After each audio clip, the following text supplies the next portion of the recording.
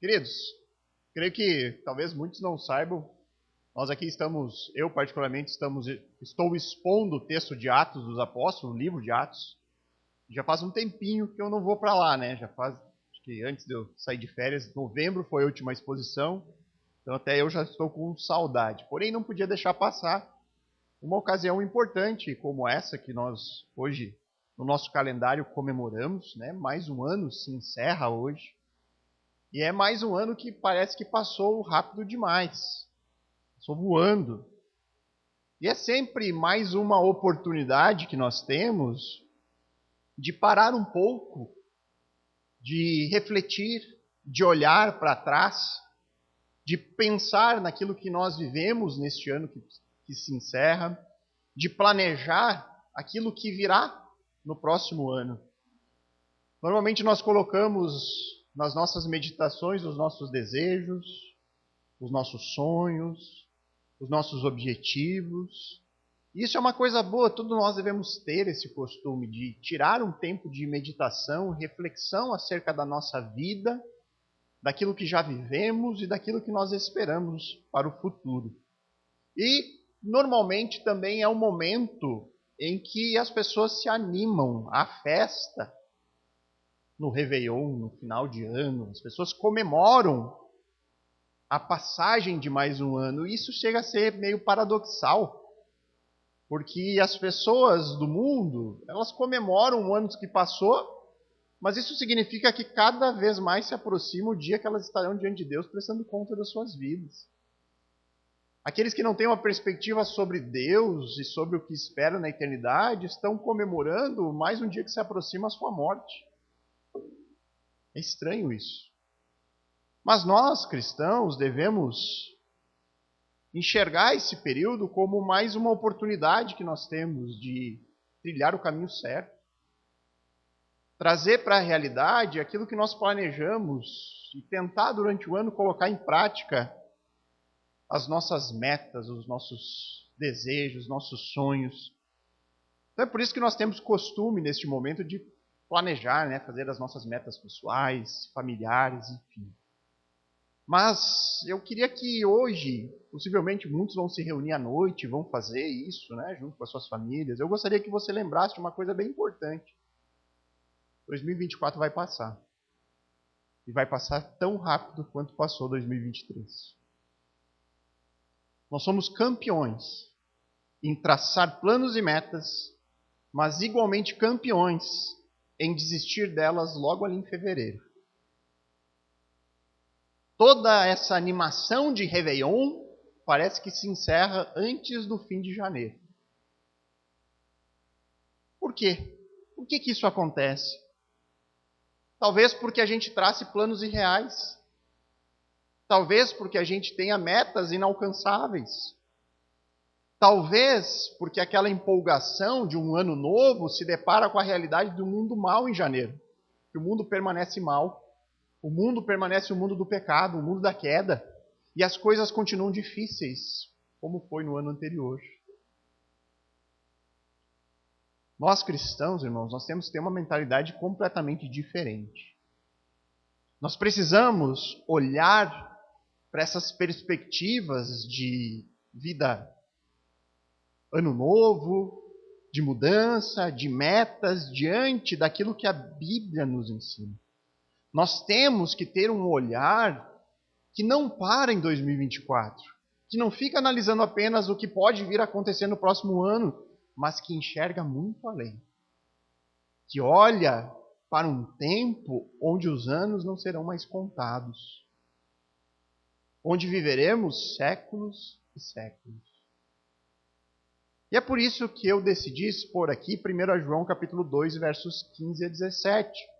Porque aqui é um texto onde nós encontramos um mandamento muito importante e que deve ser lembrado quando nós dirigimos as nossas reflexões, as nossas metas neste momento.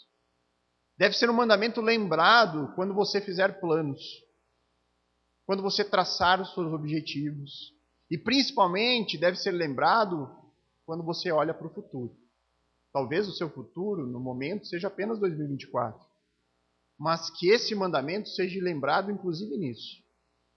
Então vamos fazer a leitura de 1 João, capítulo 2, versos 15 a 17. O texto da palavra do Senhor diz assim: Não amem o mundo, nem as coisas que há no mundo.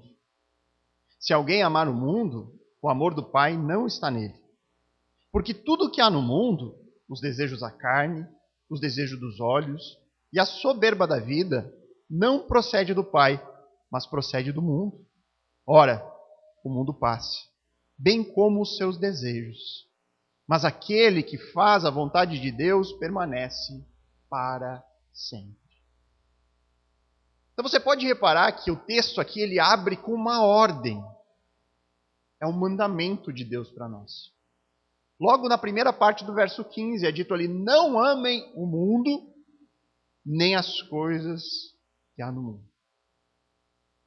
E quando você parar, espero que todos parem aqui por um instante no dia de hoje para meditar sobre o ano que ficou para trás. E quando você meditar sobre aquilo que se inicia, ao realizar as suas metas de fim de ano, lembre-se disso. Em 2024, não amem o mundo, nem as coisas que há no mundo. Agora, o que isso significa? E por que nós não devemos amar o mundo, nem as coisas que há no mundo?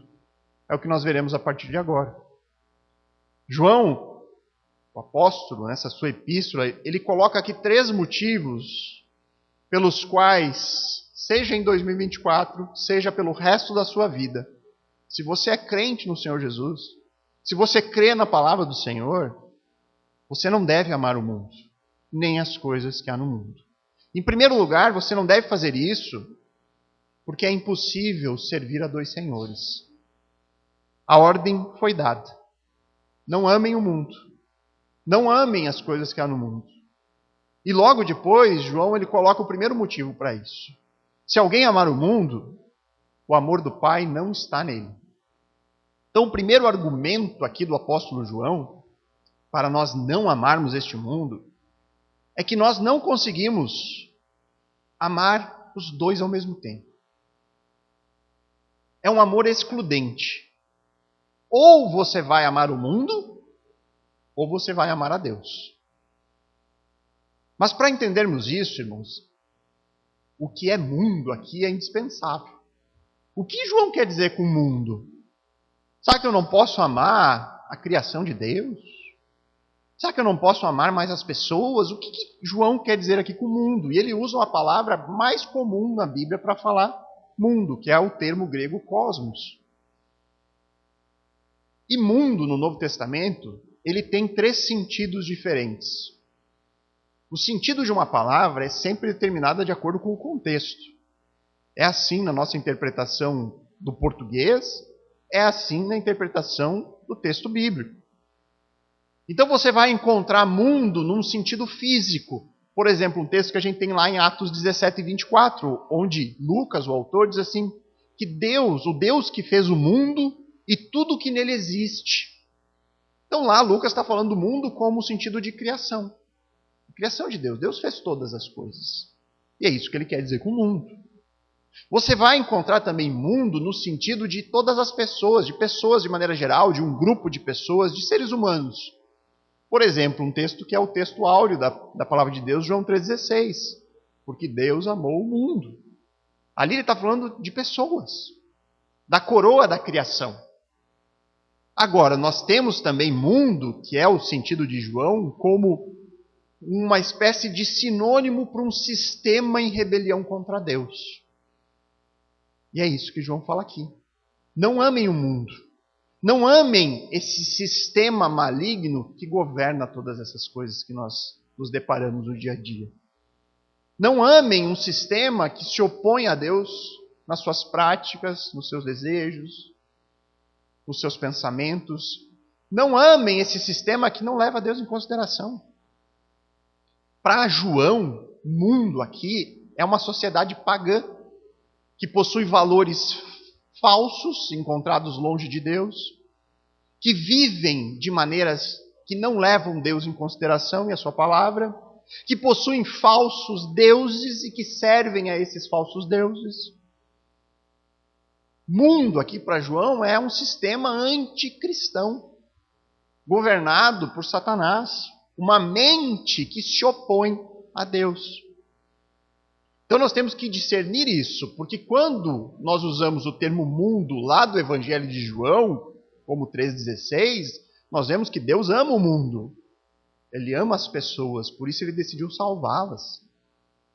Agora, quando nós falamos de um sistema maligno em oposição a Deus, um sistema organizado e sob domínio de uma mente que é anticristã, isso jamais pode ser amado por nós.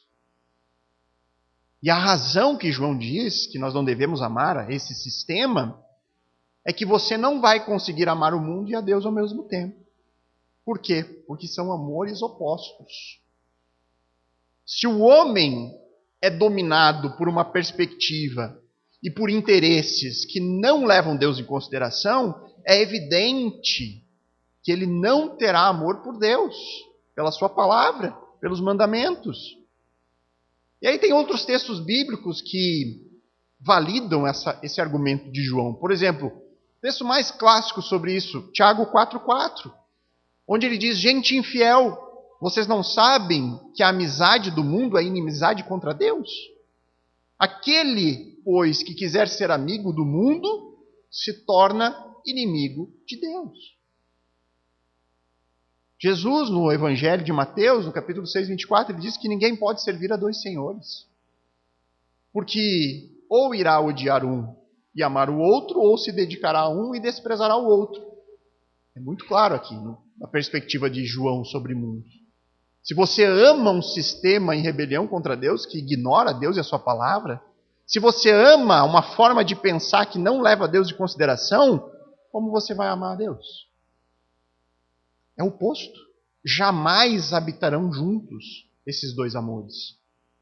E aqui eu poderia fazer uma lista de circunstâncias onde uma pessoa pode demonstrar amor ao mundo e, consequentemente, não amar a Deus. Por exemplo, quando alguém é desonesto no seu trabalho. Quando alguém age de maneira ilícita para benefício próprio, ignora aquilo que Deus fala e pensa e age como o mundo age. Ah, se é para o lucro, está tudo bem. Não tem problema passar por cima dos outros. Não tem problema fazer um cambalacho. Não tem problema sonegar imposto. Que assim é o mundo pensa. Mas não a Deus. Quando uma pessoa desobedece às autoridades. E aqui a gente pode começar lá do início. Uma criança que afronta o professor na sala de aula. Mentalidade mundana. Não é uma perspectiva de Deus isso. Você tem o marido ou a esposa que não cumpre com o seu papel biblicamente, que nem se preocupa saber o que Deus fala sobre o papel do homem e da mulher no casamento. Você vive como você acha que tem que ser marido, ou como você acha que tem que ser uma esposa, e você não submete os seus papéis à palavra de Deus.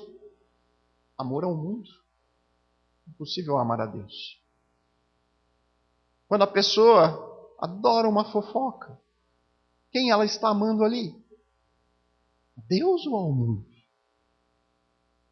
Quando uma pessoa cobiça aquilo que não é seu, quem ela está amando? Deus ou ao mundo? E assim a gente poderia prosseguir aqui ad o infinito. Ou seja, todas as vezes que eu faço algo contrário à vontade de Deus, ou quando eu faço algo, tomo uma atitude, uma decisão importante, sem consultar a Deus, sem me preocupar com aquilo que Deus me orienta pela sua palavra, eu estou me posicionando do lado de um sistema em rebelião contra Deus, que diz assim para o Senhor: eu não preciso de você na minha vida. Eu não preciso da sua palavra. Eu sei o que é melhor para mim. Eu tomo minhas decisões e pronto. É isso que João chama aqui de mundo. Esse sistema que não leva Deus em consideração. E olha, irmãos, é ainda mais profundo. Por quê? Porque o mundo que nós estamos tratando aqui não é só uma questão da atividade, do que nós fazemos, dos atos praticados. Deus, ele tem uma preocupação com o nosso interior. É por isso que é ainda mais complicado. Porque você vai encontrar muitas pessoas com uma vida extremamente correta aos nossos olhos. Uma vida moralmente impecável. Mas internamente essa pessoa pode ter o próprio coração cooptado pelo amor ao mundo. Internamente ela ama o mundo. Você pode encontrar pessoas que conhecem muito da Bíblia, que sabem quase tudo em teologia, mas no interior ser um legalista. Eu faço isso para merecer ser salvo. Eu faço isso porque isso vai me salvar. Eu faço isso porque eu quero obedecer à lei e à lei. Jesus disse aos religiosos do seu tempo, vocês são como um sepulcro caiado. O que Jesus estava dizendo ali? Olha, vocês são bonitinhos por fora. Quem olha para vocês externamente, nossa, que coisa bonita. Olha só que vida perfeita, que religiosos lindos. Que pessoas tementes a Deus, mas ele diz, olha, só que dentro está cheio de ossos secos, mortos. É assim vocês são. Vocês têm um exterior de aparência, mas o coração está longe de Deus. Vocês amam o mundo. É possível que um marido nunca tenha traído a sua esposa. Que tenha uma vida correta nesse sentido. Que tenha lá longos anos de casamento, sem nenhuma mácula. Mas internamente, aquele homem pode ter cobiçado todas as mulheres que passaram na frente dele. E ele pode ter tido prazer com isso. Vocês percebem quão mais complicado é essa equação de amar a Deus e ao mundo? É possível que uma pessoa não seja rica, tenha uma vida simples, nunca demonstre se preocupar com riqueza, parecer que aquilo não é um problema, mas internamente aquela pessoa vive cobiçando uma maneira de se tornar rico. Sonha em ganhar na mega da virada. Aí o crente vai escondido na lotérica mais longe da sua casa fazer lá uma fezinha. Por quê? Porque crê que um passe de mágica vai mudar a sua vida. Cobiça. Desejo por riqueza. É por isso que nós não estamos aqui falando apenas de atos externos, de atitudes, mas de um coração que ama. Um coração que entrega a sua vida por uma causa. E a Bíblia diz, olha, nós só temos duas escolhas aqui. Ou nós vamos lutar pela causa de Cristo, ou pela causa do mundo. A Bíblia diz, olha, não existe um meio termo aqui. Você vai viver em uma perspectiva ou na outra. Ou você vai amar a Deus, ou você viverá como o mundo vive. Sem levar Deus em consideração. Não existe outra opção aqui. Não existe um caminho do meio. É um caminho que é largo e outro estreito. Então, neste ano, irmãos, que se inicia, decida estar do lado certo dessa história. Você não pode ter uma vida dupla. Por quê? Porque isso é impossível diante de Deus. Nós podemos enganar a nós mesmos. Transmitir uma imagem uns aos outros. Mas nós estamos lidando com alguém que sonda corações. Alguém que tem acesso às nossas motivações mais escondidas. Isso me dá um temor violento de Deus. O Senhor conhece as minhas motivações lá dentro. O que me move em todas as coisas. Por isso, decida neste ano santificar a sua vida por completo. Não seja uma pessoa na igreja e outra no Instagram. Não seja uma pessoa com seus amigos crentes e outra com seus amigos descrentes. Não seja uma pessoa na igreja e outra na escola. Ou na igreja e outra no trabalho. Você tem que ser aquilo que você é. Porque de Deus você não engana. Você não pode ser uma pessoa no culto de domingo e na segunda vestir uma roupa diferente, como se fosse uma pessoa completamente diferente. O Senhor alertou sobre isso lá na parábola do semeador. Ele disse que o evangelho muitas vezes cai em terreno espinhoso. E ele fala de pessoas que têm o seu coração dominado pelas coisas deste mundo, que escutam o evangelho, mas o amor ao mundo, as fascinações das riquezas, sufocam a mensagem do evangelho e ela não prospera. Que perigo isso, né, irmãos? Portanto, decida, de uma vez por todas, abandonar qualquer ideia, qualquer teologia fraca, de que existem coisas que são santas e coisas que não são santas. O sagrado e o profano têm que andar juntos. Uma coisa não pode interferir na outra. Eu não permito que a religião interfira no meu trabalho. Como dizem, né? Religião, time de futebol, essas coisas não se discutem. Religião se discute sim. Porque disso depende a nossa alma. Se você pensar assim, você está pensando como o mundo. Porque Deus quer interferir na sua vida por completo. Toda a sua vida entregue a Ele. Então nós, como cristãos, somos ordenados por Deus a não amar o mundo. Nem as coisas que há no mundo. Por quê? Porque é impossível servir aos dois. O segundo motivo pelo qual nós não devemos amar o mundo, nem as coisas que há no mundo, é porque o mundo é inimigo de Deus. É a consequência. O verso 16, João diz, porque tudo que há no mundo. E aí ele explica o que ele quer dizer com isso. Os desejos da carne, os desejos dos olhos e a soberba da vida não procede do Pai, mas procede do mundo. Então o segundo motivo pelo qual nós não devemos amar o mundo, esse sistema em rebelião contra Deus, um sistema que vive sem levar Deus em consideração, é que nada que existe neste mundo tem a sua origem em Deus. João diz que tudo que há do mundo não procede do Pai. Procede do mundo, desse sistema, desta oposição direta, completa a Deus. Portanto, é um sistema inimigo, que vive confrontando o Senhor. É daí que Tiago tira, né, a sua ideia de aquele que é amigo do mundo se torna inimigo de Deus. E aí João alista as três maneiras, as três coisas que compõem esse sistema. Ele diz, essa é a essência do que eu estou chamando aqui de mundo. Os desejos da carne, os desejos dos olhos e a soberba da vida.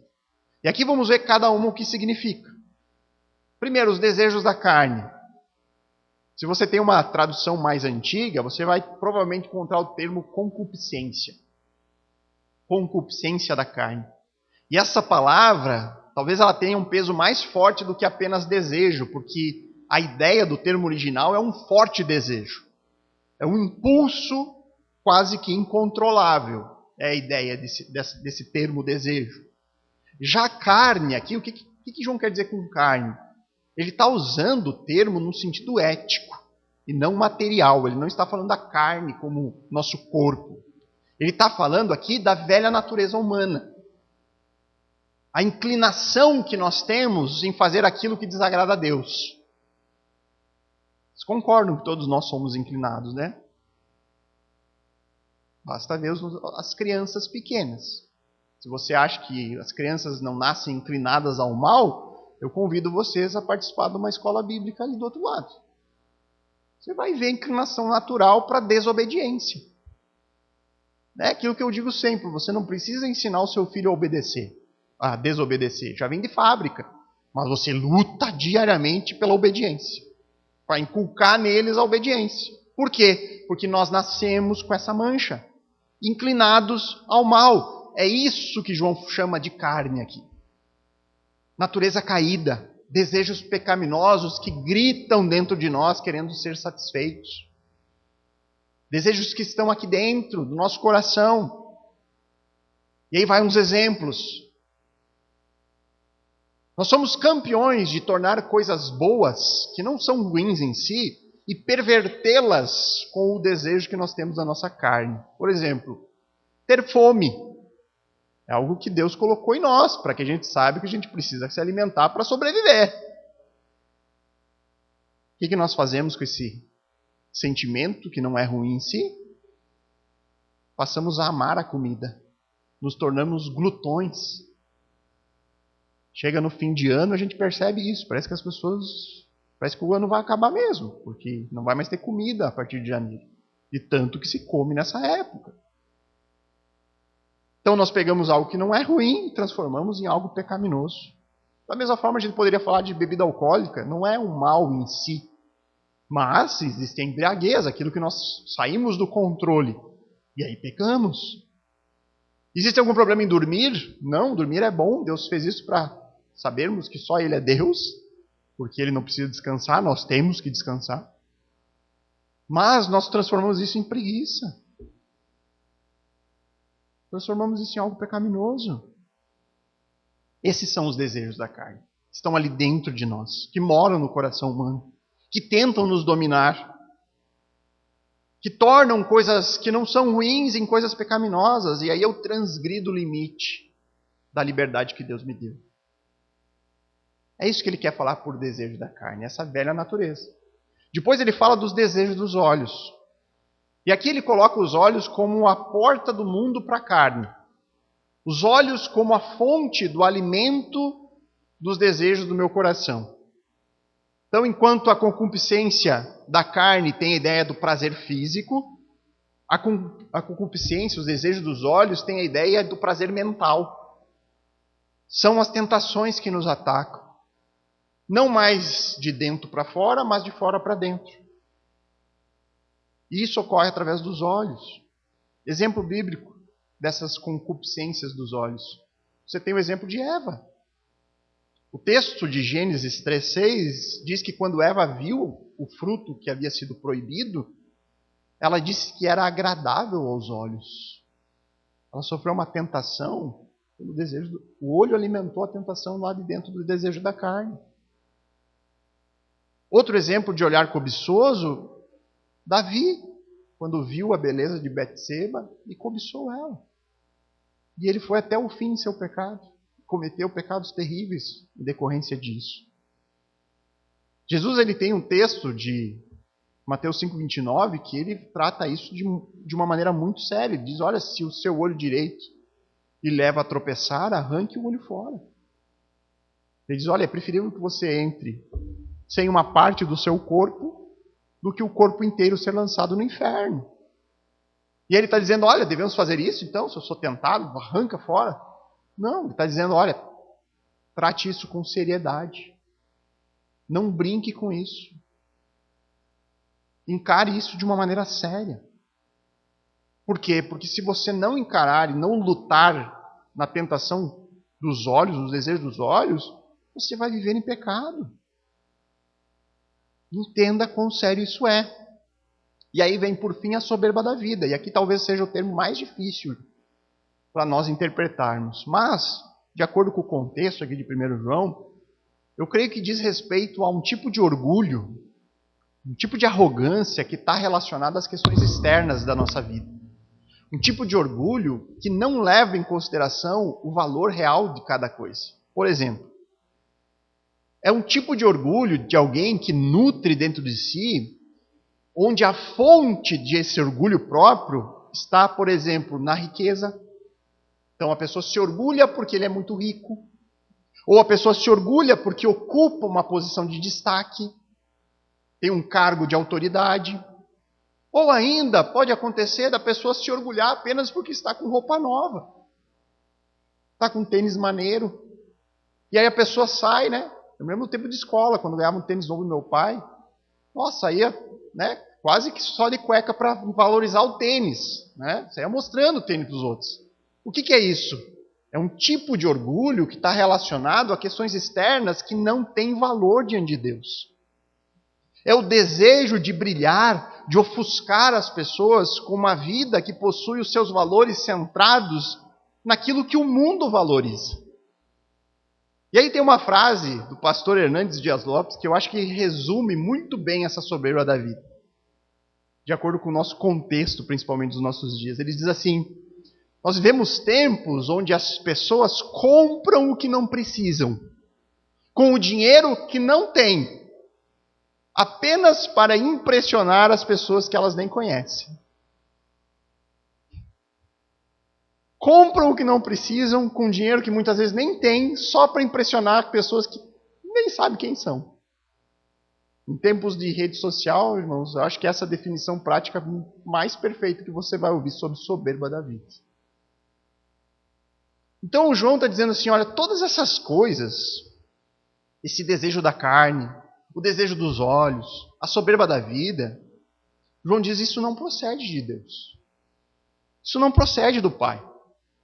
Mas vem de um mundo, de um sistema caído em rebelião, que não leva a Deus em consideração. Que não valoriza as coisas como Deus valoriza. Irmãos, todos os pecados que nós cometemos vai encontrar um lugar nesses três termos. Ou nós vamos pecar pelos nossos desejos interiores, ou nós vamos pecar com coisas que vêm de fora, que nos atraem, ou nós vamos pecar com esse sentimento orgulhoso por coisas que não têm valor diante de Deus. O mundo, ele vai oferecer a você, e nesse ano de 2024, continuará oferecendo a você, as coisas mais variadas para você satisfazer esses três desejos. O mundo vai oferecer de tudo para que você satisfaça a sua carne, sua natureza pecaminosa. O mundo vai oferecer de tudo para você encher os seus olhos com coisas que não agradam a Deus. E o mundo vai continuar pregando a você que você deve se orgulhar com aquilo que você tem, com aquilo que você é. O mundo continuará pregando todas essas coisas. E se você não agir de uma maneira séria, como Jesus disse que nós temos que agir, você vai ser engolido por esse sistema. E talvez, sem nem perceber, você estará amando o mundo, se esquecendo de Deus. A batalha é dura, irmãos. Não é fácil vivermos nesse mundo. Portanto, se prepare para este ano. Se prepare. Monte estratégias para vencer este mundo. De que formas? Em Deus.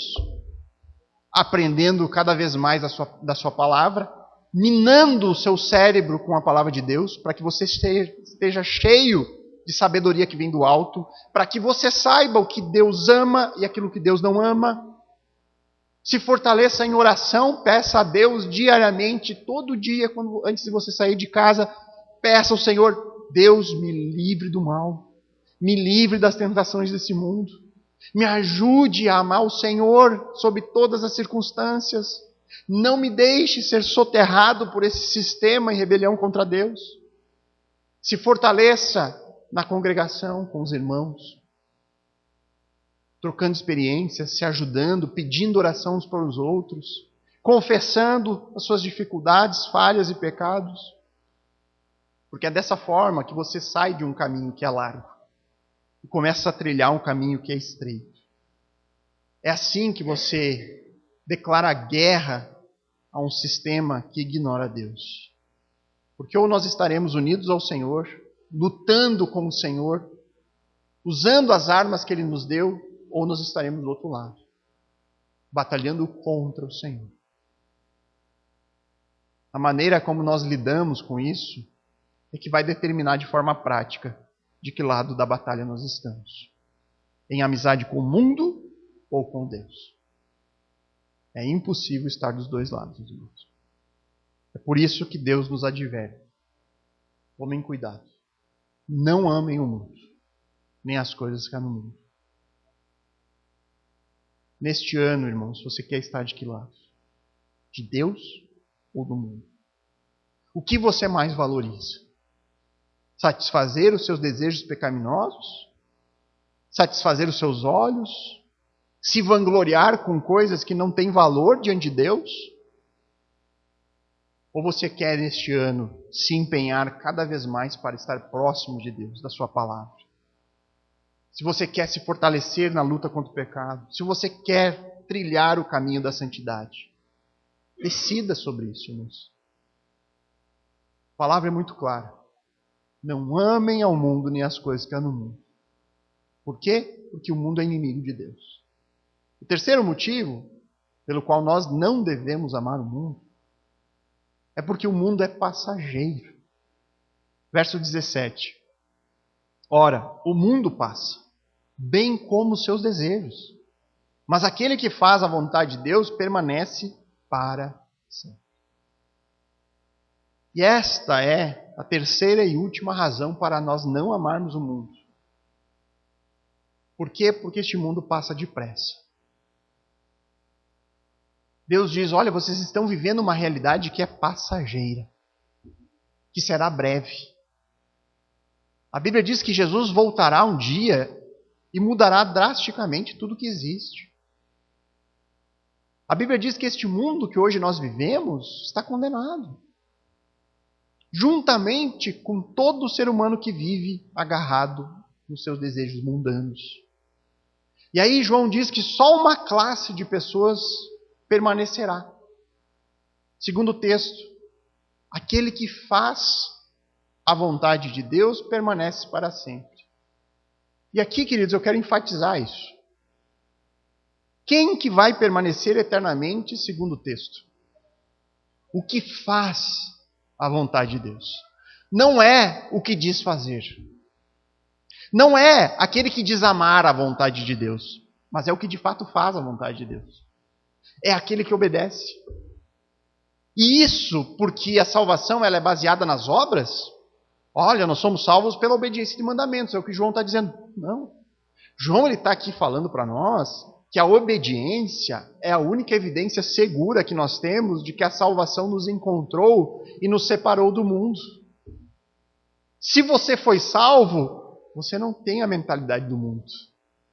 Você tem uma nova mentalidade. Você foi regenerado pelo Espírito. Então isso aqui é um alerta para pessoas não se enganarem em si mesmas. Ah, mas eu vou na igreja. Ah, mas eu leio a Bíblia.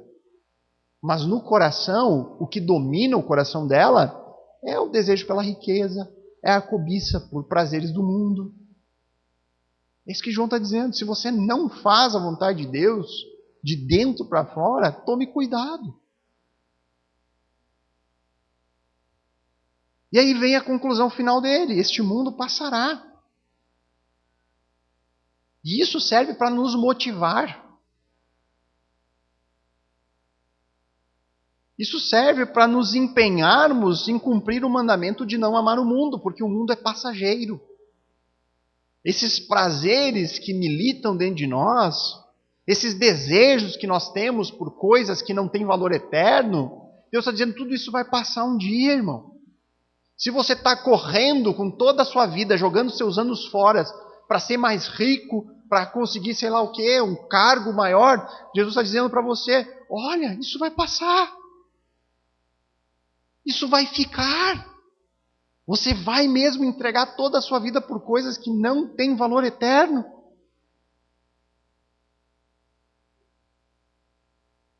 O mundo que nós conhecemos não é permanente. Um dia passará. Seus prazeres, seus encantos passarão. Um cristão maduro, ele precisa olhar para si mesmo como um estrangeiro aqui. Como alguém que é peregrino. Como alguém que não tem uma cidade permanente aqui, mas ele está em busca daquilo que há de vir. Nós não podemos nos sentir em casa aqui no mundo, irmãos. Se você está confortável neste mundo, como se tudo estivesse bem, cuidado. É impossível estarmos confortados em um sistema que se opõe a Deus. Se você não enfrenta lutas diariamente contra si mesmo, contra o mundo que lhe oprime constantemente, cuidado, avalie o seu coração, sonde sinceramente se você tem amado a Deus e a sua palavra de fato. John Stott, ele dizia que o cristão maduro são aqueles que estão vivendo conscientemente desde já na eternidade. Sabe, o cristão maduro é aquele que vive hoje, mas a sua mente já está lá. Ele sabe discernir os valores das coisas. Um cristão maduro, ele consegue identificar aquilo que tem valor eterno e aquilo que não tem. E ele consegue avaliar com exatidão onde ele deve colocar a sua energia, o seu tempo. Ele estipula as suas prioridades, a sua agenda, as suas metas com base não aqui no próximo ano. Não em 2024, mas ele coloca suas metas, planos, agenda, olhando para frente, para o alvo, para a eternidade que o espera. E saiba, irmão, se você fizer isso hoje, se você tiver esse olhar para o eterno, saiba que esse mundo em rebelião vai dizer que você é um tolo. Abrir mão de um salário melhor só porque o trabalho lhe impede de estar no culto no domingo, você é louco.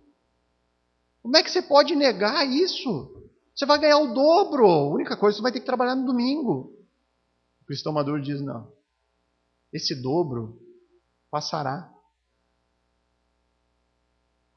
A congregação, Deus, a sua palavra são eternos.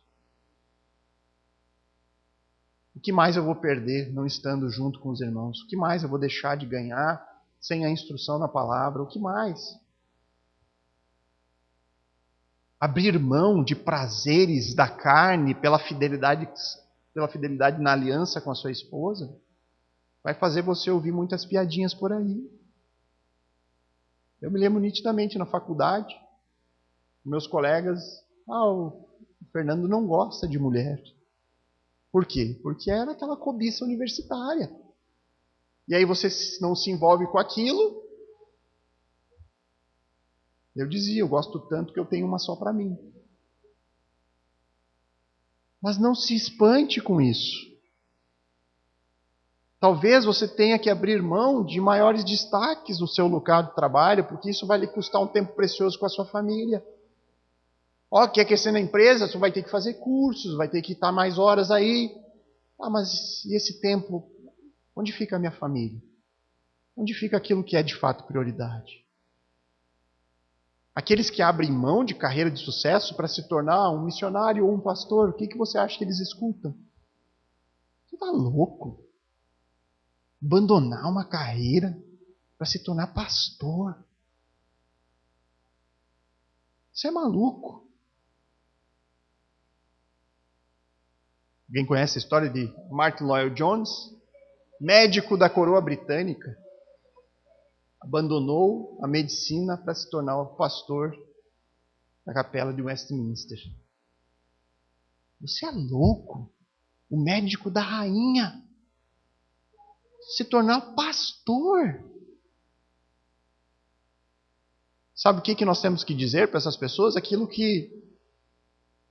Uma frase que nós citamos aqui seguido, do Jim Elliot, que era um missionário e mártir cristão, ele disse que não é tolo aquele que dá o que ele não pode guardar, para ganhar aquilo que ele não pode perder. Não é tolo aquele que abre mão de coisas que ele não tem como reter.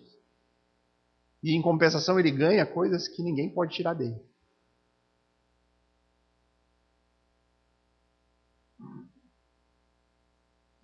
Quando este mundo tiver dado lugar a novo céu e nova terra, irmãos, são os fiéis do Senhor. Aqueles que abriram mão de coisas que não poderiam guardar, estarão com o Senhor e que permanecerão para sempre, refletindo a glória de Deus de eternidade em eternidade. Jesus disse que a maneira como nós vivemos aqui determinará a nossa eternidade. Aquilo que nós fazemos nesse mundo determinará como será a minha vida no eterno. Então, neste ano, irmãos, que se inicia, decida dar valor correto a todas as coisas. Viva conscientemente na eternidade desde já. Porque como é comum, irmãos, nós trocarmos coisas com alto valor eterno por coisas que não têm valor algum. Mas nós temos que lutar contra isso. Por quê? Porque o mundo é passageiro. A nossa alma não é. Ela permanecerá eternamente. Então, em 2024, não ame o mundo, nem as coisas que há no mundo. Por quê? Porque é impossível você servir aos dois. Por quê? Porque o mundo é inimigo de Deus. Por quê? Porque esse mundo é passageiro. Então, para finalizar, irmãos, eu gostaria de maneira bem prática e direta colocar a você 3 áreas da vida onde eu encorajo você a meditar sobre isso no dia de hoje, a traçar planos e metas que gerem mudanças na sua vida a partir de 2024. Tendo em vista isso que nós ouvimos aqui de 1 João. Primeiro, eu gostaria que você pensasse biblicamente ao determinar as suas prioridades neste ano. Muitas vezes, nós erramos feio aqui, ao estipular quais são as nossas prioridades. Pense um pouquinho em como são as metas das pessoas de forma geral nesse dia. Quase sempre, irmãos, as pessoas falam sobre paz e prosperidade. Basicamente são os desejos de fim de ano. Uma paz que elas nunca encontram, porque essa paz só pode ser encontrada em Deus, e uma prosperidade que não tem valor algum. Nunca é o suficiente. Pergunte para um milionário quanto mais dinheiro ele precisa para parar de trabalhar. Ele vai dizer só um pouquinho mais. A vida inteira vai ser só um pouquinho mais. Agora, quão longe isso deve estar de nós como crentes? Nós temos que ter uma percepção diferente das coisas, mas nós temos que questionar as coisas que nos cercam. Na quarta-feira aqui eu citei brevemente sobre como nós somos muito mais moldados pela cultura ainda, mesmo cristãos, pela cultura do que pela Bíblia. Eu falei, nossa, você vai perceber muitos crentes no final de ano tirando foto vestido de branco, celebrando com champanhe, coisa do tipo. Tem algum problema? Alguns irmãos, eu não tive tempo para explicar, né? Mas é pecado, pastor. Vestir branco no Réveillon. Não é esse o ponto. Né? O ponto é para mostrar como nós somos influenciados pela cultura sem nem questionar isso. Existe problema em se vestir assim? Não. É mais uma cor como qualquer outra. Foi a primeira roupa que eu vi no armário, botei, nem vi que era branco. Tem algum problema, algum pecado nisso? Não. O problema é quando o mundo dita uma regra e eu compro essas coisas sem nem questionar. Eu não vou parar para pensar que isso está envolto em uma superstição vazia, em um sincretismo religioso, de que aquela cor ela vai trazer algum tipo de bênção para a vida sua no próximo ano. Irmãos, as pessoas estão aí há séculos vestindo branco e nada tem mudado neste mundo. As próprias comidas típicas da nossa ceia, irmãos. Por que tem lentilha, carne de porco, salada de fruta? Tudo isso está imerso em uma tradição mundana que não leva a Deus em consideração. É tudo na sorte, no negócio da prosperidade. Porque o porco fuça para frente. Acho que vai mudar a sua vida por causa do alimento que você está comendo nessa noite, irmãos. É isso que eu falo. É disso. Parece que o cristão ele age sem pensar. E aí você está afirmando junto com o mundo que o nosso destino está ligado a coisas que nós deixamos de fazer ou fazemos. E aí nós ignoramos o que a Bíblia diz, que nós temos um Deus que é soberano e que dirige nossos passos. Pouco importa a roupa que você vai vestir hoje.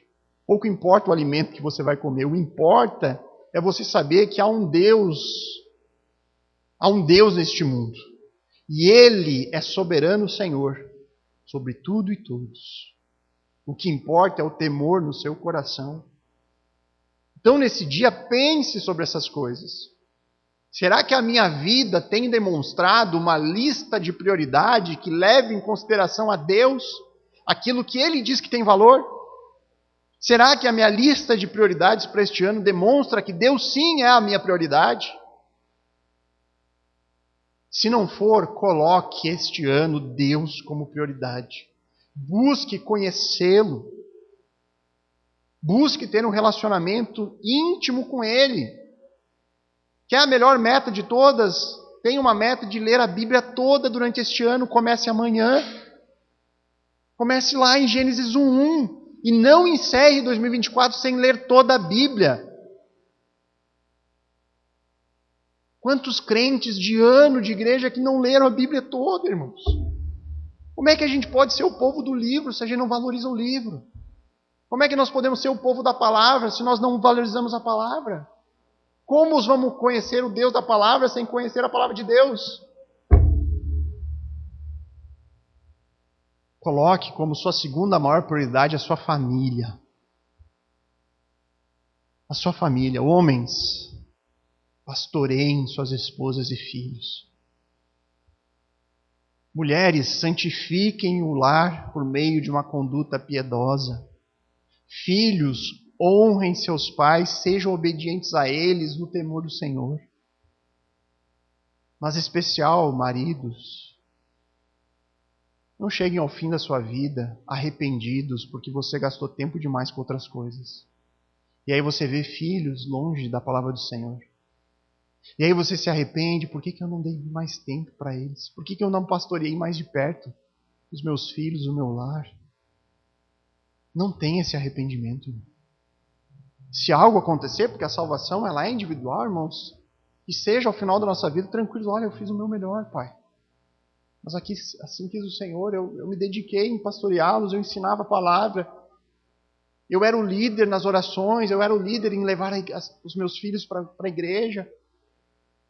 Eu fiz aquilo que estava no meu alcance. Não tenha esse arrependimento, não chegar lá no fim e olhar para trás e pensar, mas onde eu falhei? Onde eu desperdicei o meu tempo? No seu trabalho, ele querendo ou não, ele ocupa grande parte na nossa vida. Isso não é problema, irmãos. O trabalho foi instituído por Deus, faz parte da nossa obrigação com a nossa família. Por isso, trabalhe da melhor maneira possível, como você trabalhar seu Senhor. Tente ser um crente que impacta no seu trabalho, que deixa marca na vida dos outros. Glorifique ao Senhor por meio da sua conduta. Isso igualmente em todas as outras áreas da vida. Coloque Deus no controle. Deus quer ser o dono da sua vida por completo. Nenhuma área pode escapar do controle de Deus.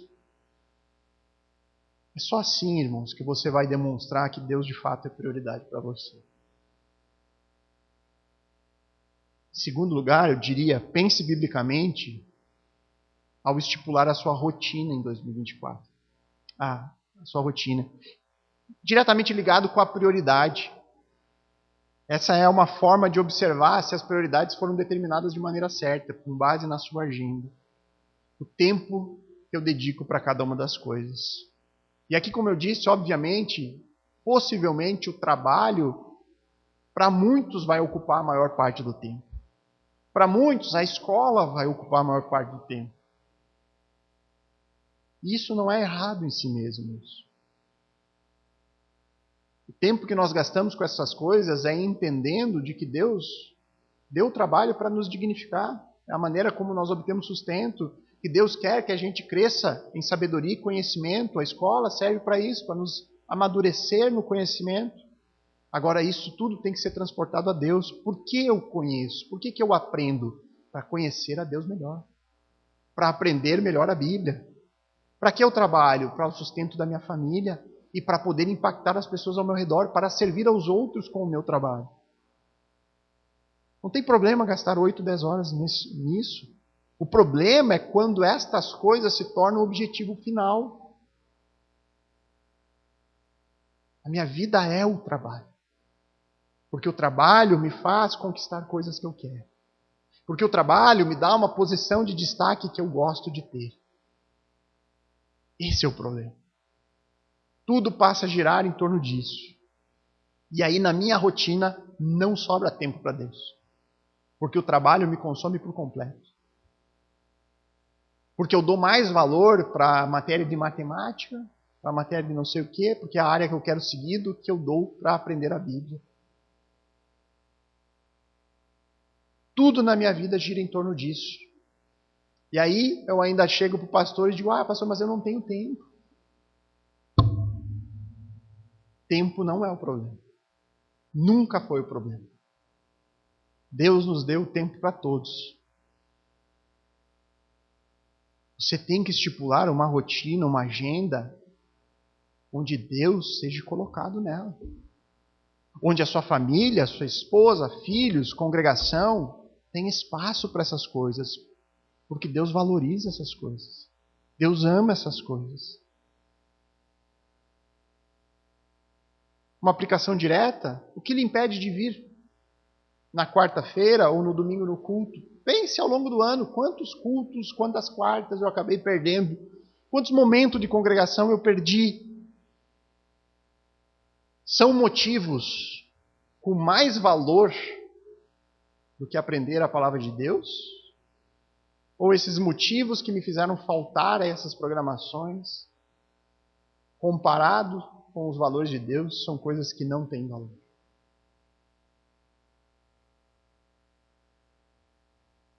Em terceiro e último lugar, pense biblicamente ao determinar o uso dos recursos que o Senhor tem lhe dado. A maneira como eu gasto, como eu uso os recursos que Deus me abençoa, indica como eu enxergo o valor daquilo que é eterno e daquilo que não é. E muitas vezes demonstra onde está a minha segurança. E você tem que refletir sobre isso. Onde eu invisto o meu dinheiro? No reino de Deus? No reino dos homens? Onde eu coloco a maior parte dos meus recursos? E aqui, irmãos, eu fico tranquilo em falar de um tema que é sensível para muitos. Por quê? Porque Deus tem sustentado essa congregação sem nunca ter pedido dinheiro no púlpito. Nunca pedimos dinheiro no púlpito para ninguém. Inclusive, nós não recebemos oferta de descrentes. Isso demonstra que nós não estamos de olho no bolso das pessoas. Nosso olhar está na alma. Nós queremos a salvação. Nós cremos que Deus vai nos sustentar diante desse propósito. Nós cremos que ensinando biblicamente a maneira correta das pessoas lidar com o dinheiro, fará com que as pessoas queiram ofertar alegremente, como Deus mostra que deve ser feito. Mas quantas vezes, irmãos, nós fazemos os nossos esforços financeiros? Sabe que quando você chega num determinado momento da vida, você diz, olha, vou dar uma apertada nas contas para poder fazer algo que eu quero, para comprar algo. Então vou fazer um financiamento para comprar um carro novo. E aí nós ajustamos a nossa vida, diminuímos os nossos gastos, e aí conquistamos aquilo que queríamos. Quantas vezes nós fizemos isso em relação a coisas que têm valor eterno? Quantas vezes nós agimos assim para ajudar um missionário? Para ajudar uma igreja séria? Reparem, irmãos, como é comum nós nos esforçarmos sempre com o mínimo quando se trata da igreja. Sempre com aquilo que é o excedente, o que está sobrando. Agora, quanto mais nós poderíamos fazer se nós tivéssemos recursos? Quantas vidas mais nós poderíamos alcançar? Isso que eu fico perguntando. É claro que Deus é soberano, sabe todas as coisas, tem nos dado aquilo que é necessário. Mas quantos missionários mais nós poderíamos estar ajudando? Quantos missionários nós não poderíamos estar enviando? Quantas pessoas nós não poderíamos preparar com um bom seminário? Um seminário de teologia forte, bíblico. Quantas vidas nós não poderíamos atingir se nós tivéssemos um trabalho mais profissional nas mídias, na internet? Tudo isso precisa de recurso. São as coisas que nós temos que pensar. Deus ele não precisa do nosso dinheiro. Mas a forma como nós usamos o dinheiro demonstra muito acerca do valor que eu coloco nas coisas. E pode demonstrar, inclusive, onde eu tenho colocado o meu próprio coração. Nós temos que meditar sobre isso. É o momento para fazermos isso. Por quê? Porque 2024 passará. E vai passar depressa. Como todo ano passa. O que não passará é a palavra de Deus. São as promessas do Senhor. Isso jamais passará. E aí, irmãos, meditação final. Pense, se você soubesse que 2024 é o último ano deste mundo. Se você soubesse que esse ano é o ano derradeiro, o Senhor voltará em 2024. Como você viveria esse ano? Quais seriam as suas metas? Hoje e logo mais, durante o dia, quando você pensar. Se você soubesse, 2024 estarei diante do Senhor. O que você faria das suas prioridades? Da sua agenda? O que você faria com os seus recursos? Se esse fosse o último ano que você estivesse diante do Senhor. Talvez seja, irmãos. A minha oração é, volta logo, Pai. Que seja 2024. Que 2024 seja o último. Viva diante dessa realidade. Em uma das resoluções de Jonathan Edwards, ele colocou lá, uma das suas 70 resoluções, viverei cada dia como se fosse o último. Porque vivendo assim eu me torno muito mais cuidadoso com a minha própria vida. Se nós vivêssemos diariamente como se fosse o último dia, nós seríamos muito cuidadosos em relação a tudo que fazemos. Então, queridos, ao meditar sobre essas coisas, leve em consideração essa ordem que Deus nos deu. Não amem o mundo. Não amem as coisas que há neste mundo. Não façam isso, porque você não poderá servir a Deus e ao mundo ao mesmo tempo. Você não poderá ser amigo de Deus e amigo do mundo ao mesmo tempo. E não faça isso porque esse ano pode ser o último. O mundo, ele é passageiro. Vamos orar.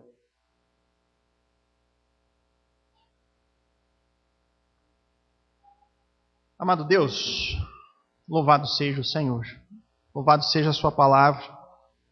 Obrigado, porque em todas as coisas o Senhor nos guia, nos orienta.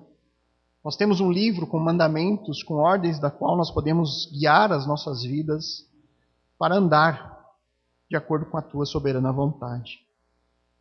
Pai, que este ano que se inicia possa ser um ano diferente para cada um de nós.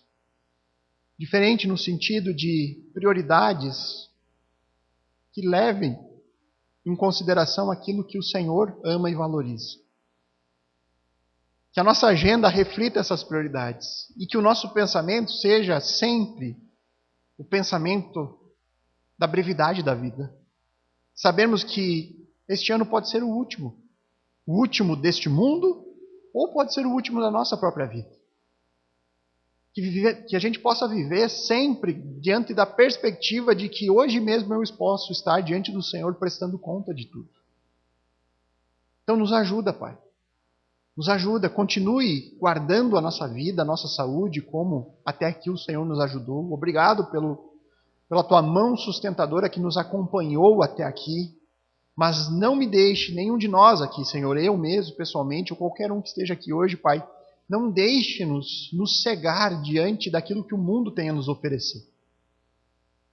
Que não sejamos cativos e presos aos desejos da nossa natureza inclinada, às cobiças que nos afetam por meio dos nossos olhos, as tentações que muitas vezes vêm e que encontram lugar no nosso coração. Nos livra dessas coisas, Pai. E que a nossa soberba jamais seja com coisas que não têm valor eterno. Se tivermos que nos orgulhar, que façamos como Paulo, nos orgulhemos no Senhor. Possamos nos orgulhar de que Cristo é o nosso Salvador, de que nós fomos alcançados pelo Espírito e que temos um lugar garantido e uma casa permanente na eternidade. Nos ajuda, Pai, a fazer diferença neste mundo. Nos ajuda em 2024 a alcançarmos mais vidas para o Senhor. Nos ajuda em todas as coisas, nos sustenta em todas as coisas, mas principalmente, Pai, nos faz amar a Tua palavra. Nos faz estarmos sempre constrangidos para orarmos a Ti. Nos faz amar a Tua igreja, Senhor, como o Senhor a amou e se entregou por ela. Nos ajuda, Senhor, nas nossas muitas dificuldades. Que possamos encerrar 2024, porque se o Senhor não voltar, esse ano passará rápido novamente. Que possamos olhar no final deste ano que se inicia e pensar, poxa, quanta coisa mudou. Como as prioridades mudaram, como a minha agenda tem refletido isso, Pai. A própria maneira de usar o meu dinheiro tem refletido que eu amo o Senhor e não o mundo. Nos ajuda, Pai. É o nosso desejo e oração em nome de Cristo. Amém.